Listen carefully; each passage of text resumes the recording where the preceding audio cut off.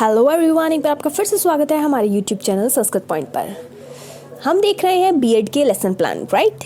चलिए, आज का जो हमारा लेसन प्लान है वो आप देख ही सकते हैं। क्या है उसका टॉपिक? सुभाषितानी, अर्थात सुंदर वचन। एक तरह से जो अच्छे अच्छे से श्लोक हैं, जिनको नीति शतकम के श्लोक हैं या फिर कुछ क्रियातार्जुनीय के बहुत अच्छे श्लोक हैं, उनको हम सुभाषितानी के अंतर्गत रखते हैं। उन श्लोक पर आपको डिस्क्राइब करना है। छोटे बच्चों की क्लास में अक्सर यही आता है। तो सबसे पहले आपको एज ऑलवेज ऑब्जेक्टिव लिखना है, अर्थात उद्देश्य, आपके पढ़ाने के क्या उद्देश्य हैं, फिर आपके कुछ स्पेसिफिक उद्देश्य और महत्वपूर्ण उद्देश्य कौन से हैं, फिर आप उनकी जो पहले से छात्रों के पास नॉलेज है वो गेन करेंगे कि आखिरकार बच्चे को कितना पता है, क्या ज्ञान है या नहीं है। ठीक है। फिर टीचिंग एड्स लिखेंगे। आपका टीचिंग एड्स क्या क्या है, क्या क्या आप यूज़ कर रहे हैं पढ़ाते समय। ठीक है, आगे देखते हैं। अगर आपको थोड़ा सा धुंधला दिख रहा है तो कोई बात नहीं, यहाँ पर 3 डॉट होंगे। आपको पता है यूट्यूब पर ऊपर 3 डॉट होते हैं, 1 2 3।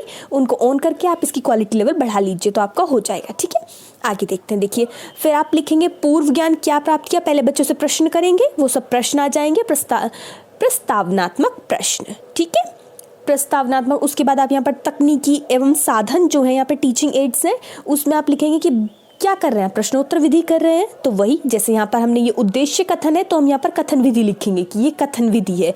क्या करना है कि बच्चों, आज हम विद्याधन के बारे में अध्ययन करेंगे, अर्थात सुभाषितानी में हमारा जो श्लोक रिलेटेड है वो विद्याधन से है। उसके बाद ऐसे ही आपने विद्या पर कोई भी श्लोक ले लीजिए।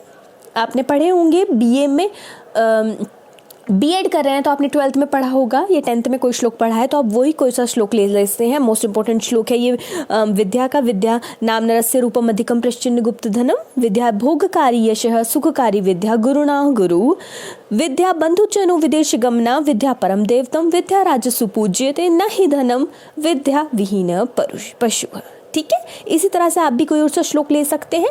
उसके बाद आपको इसका डिस्क्राइब करना है कि आपने आखिरकार बच्चों को समझाया क्या है। डायरेक्ट संस्कृत नहीं समझ में आएगी बच्चों को, छोटे बच्चे हैं तो आप उनको पहले हिंदी में बताएंगे उसका अर्थ क्या है, कि अर्थात जो विद्या से विहीन व्यक्ति है वो पशु के समान है। ठीक है, फिर आप उनके विकासात्मक प्रश्न करेंगे कि आखिरकार आपने जो पढ़ाया है उनको वो समझ में आया नहीं आया है। उसके बाद आप उसमें लिखेंगे कि कौन सा टीचिंग एड्स यूज़ किए हैं। वही प्रश्नोत्तर विधि चल रही है, यहाँ पर भी हमारी प्रश्नोत्तर कर रहे हैं हम बच्चों से।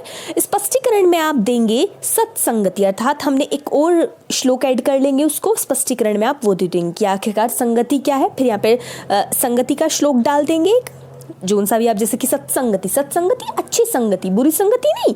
फिर आप उस पर बताएंगे एक श्लोक लिखने के बाद उसका ऐसे ही जैसे हमने ऊपर किया है हिंदी का अर्थ समझाएंगे। शिक्षक क्रियाएं, अर्थात जो शिक्षक क्रिया कर रहे हैं वो छात्र क्रियाएं, बच्चे सुन रहे हैं। व्याख्यान हमारी विधि चल रही है क्योंकि हम प्रश्न उत्तर नहीं कर रहे हैं, बच्चे से डायरेक्ट उसको समझा रहे हैं। ठीक है, विकासात्मक प्रश्न करेंगे आप इस बार सत्संगति पे जो आपने श्लोक बताया है उससे करेंगे। ओके, आगे देखते हैं। आगे आ जाता है हमारा शामपट सारांश, अर्थात हमने ब्लैक बोर्ड पर क्या किया है। शामपट means black board. Black board पे आपने जो जो किया है आप वो लिखेंगे कि हमने ब्लैक बोर्ड पे बच्चे को ये पढ़ाया है और वो ये काम कर रहा है। अर्थात बच्चे की क्रिया क्या चल रही है, बच्चा उतार रहा है, और क्या यूज़ किया है आपने, शामपट और चौक। फिर आप बच्चे को होमवर्क दे देंगे। गृह कार्य में आप जो भी आप बच्चे को देना चाहते हैं, जैसे कि यहाँ पे है कि विद्या विहीन है पशु है, इस उक्ति से आप क्या समझते हैं, 10 पंक्तियों में उत्तर दे। तो बच्चा 10 पंक्तियों में घर से उत्तर लिख के लाएगा।